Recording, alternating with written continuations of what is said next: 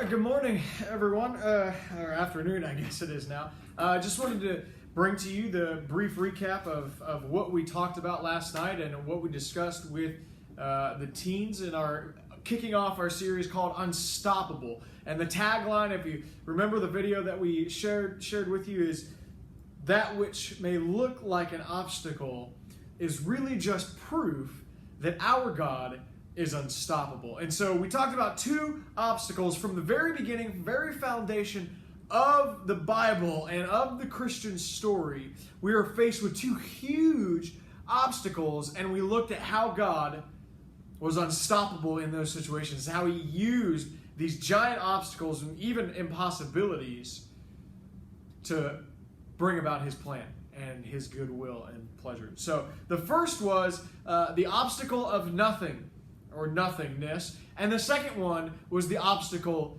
of brokenness.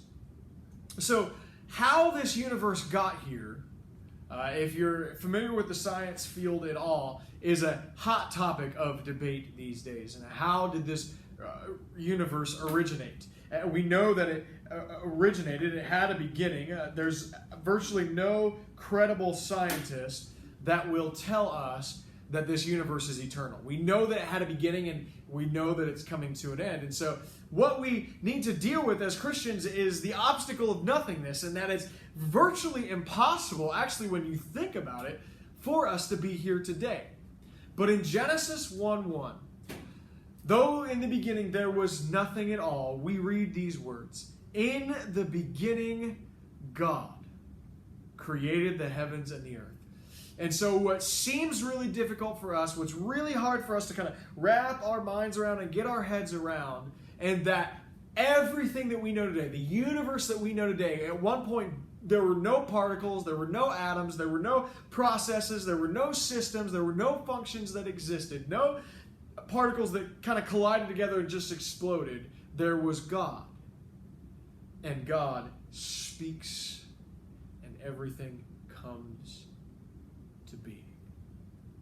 And so number one, this very first, very difficult obstacle, the obstacle of nothing, we see is really not an obstacle at all for God. It's actually a part of his plan where before time began, he existed. He's eternal. He's outside of time. And then he brings into being space, time, and matter with a word. It's just that simple for our God to overcome what seems like an insurmountable, impossible obstacle. And then the second obstacle that we see God being unstoppable in is the obstacle of brokenness. Genesis 3:6 says, "So when the woman saw that the tree was good for food, and that it was a delight to the eyes, and that the tree was to be desired to make one wise, she took of its fruit, ate, and she also gave some of her husband who was with her, and he ate." So there's one command that God gives Adam and Eve in the beginning in the garden. And everything's perfect beforehand. There's no things becoming perfect. They were perfect. They were very good. End of Genesis chapter 1, God says, "And behold, it was very good." That's what his word tells us. And so it was perfect. There's harmony. Everything's great. And then everything in a moment is shattered. We were created in the image of God to rule and reign in peace and harmony and goodness and justice and be good stewards and rule and reign over the earth and care for it. And in a moment, a perfect relationship that we had with God, Adam and Eve dwell in the presence of God in a moment that's ruined, in a moment that's ended. There then becomes a chasm between God and his creation that is so wide and so vast that there's no possibility of us bridging that gap.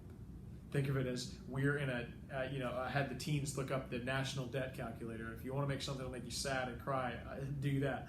I don't know why you would, but we're in this country currently at $26 trillion in debt. That's a debt that no individual could ever repay on their own. That's what sin did to us when it subjected the whole world, not just humans, but the whole world. Romans tells us is groaning in expectation for redemption. There was no way out. There was no amount of good that we could do. There wasn't enough sorries that we could say that Adam and Eve could do to fix it. There was an impossibility of brokenness. There was an obstacle of brokenness and the impossibility of reconciliation as far as we could tell.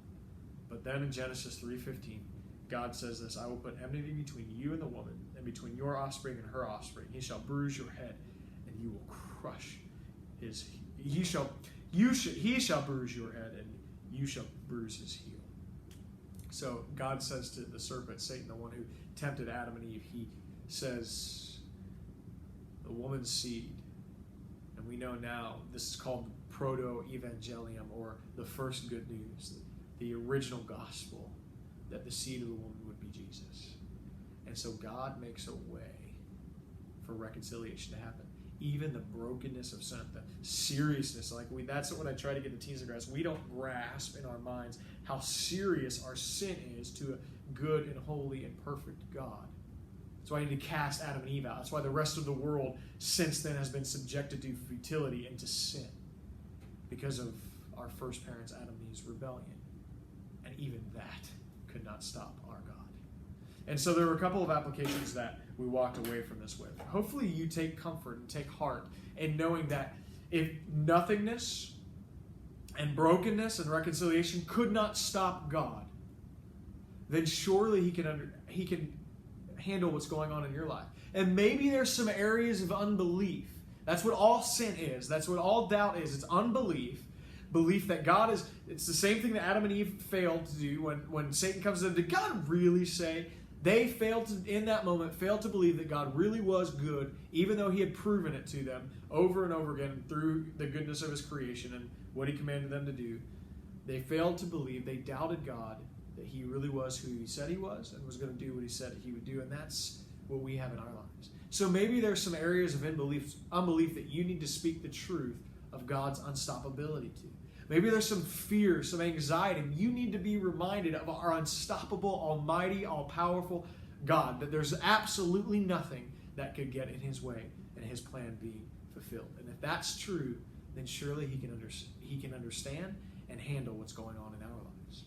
And then the second question I asked was, it kind of related to that. And maybe one of the things you're struggling with is struggling to believe that God could save you, that God could forgive you, that he could love you.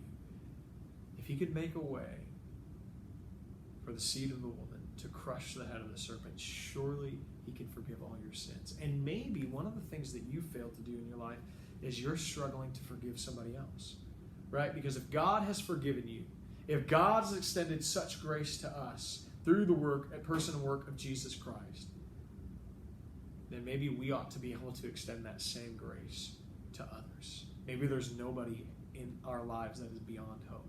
So maybe there's somebody in your life that doesn't know Christ, and you need to be fervently praying for them. Don't give up hope on them. God can save them. If he can overcome nothingness, if he can overcome the brokenness that Adam and Eve introduced into this world, surely he can save that person. Surely he can forgive that person that you're struggling to forgive. Surely he can do a work in your heart to help you forgive that person and extend grace towards them. So we learned very quickly early on in the beginning of the story, there were some pretty big obstacles that to us would look like impossibilities, but to God, they were just proof that he's unstoppable.